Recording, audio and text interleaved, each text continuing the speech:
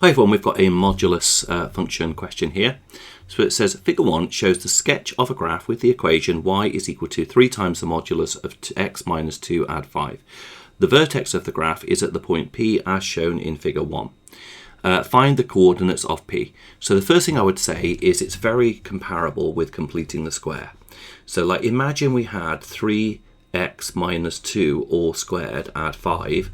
When we're using a modulus and we've got 3 times the modulus of x minus 2 add 5, you find the coordinate of the vertex in the same kind of way. So basically, if we were doing completing the square, we would change the sign of this one and keep this one the same. So therefore, the point P is going to have the coordinates 2, 5. So 2, 5 is going to be our answer to part A, the coordinate of the vertex. And as I say, we just do that in the same way as we would do find the coordinates of the vertex from completing the square. Now, the next one, solve the equation 16 minus 4x is equal to that. Let's have a little think about what these two graphs would look like just graphically to think about that. Now, I've drawn here the graph from the question, and I've drawn a representation of the graph 16 minus 4x as well, which can be thought of as like a gradient of minus 4 and a y-intercept of 16. So we can see we're cutting at 16 and we've got a gradient here of minus 4. Now the gradient of this line is 3 and this one is going to be a minus 3. So it's coming down at a slightly steeper angle. And we can see from these two graphs that we're only going to have one point of intersection, okay? Because this is going to diverge as we go up here because those two are going to get further and further apart.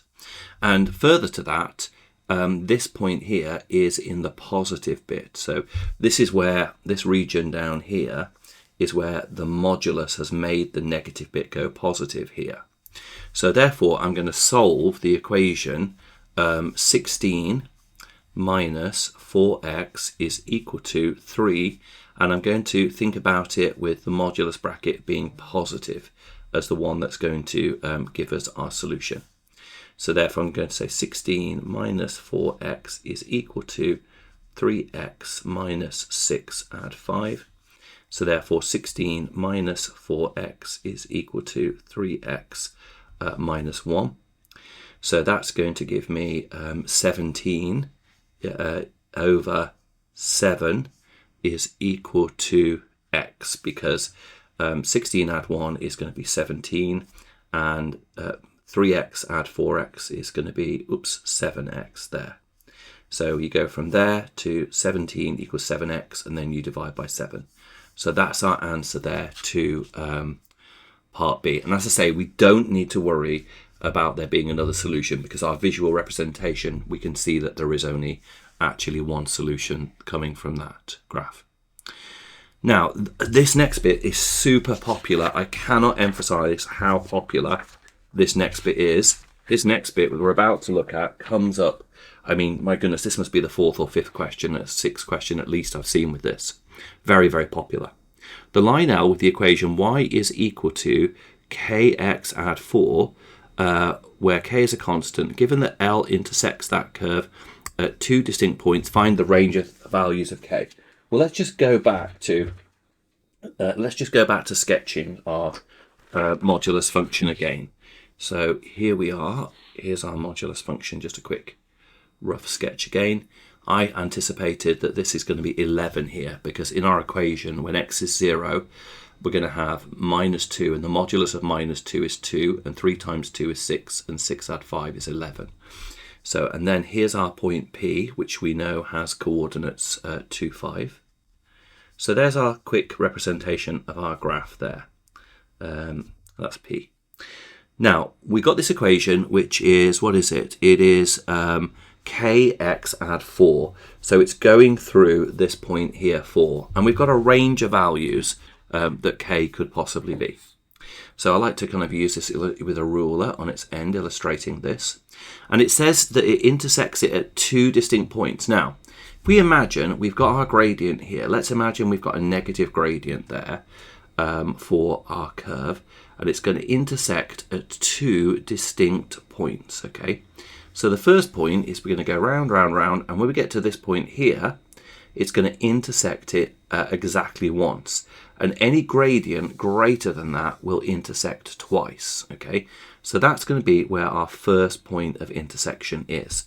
So let's just say that we can find out from that what we're going to do. So we're going to put in to our equation, which is y is equal to kx add 4, the coordinate to 5. So y is 5 when we have 2 for x there. Okay, plus 4 like that. So I've just subbed in the coordinates of this point P into the equation of the curve.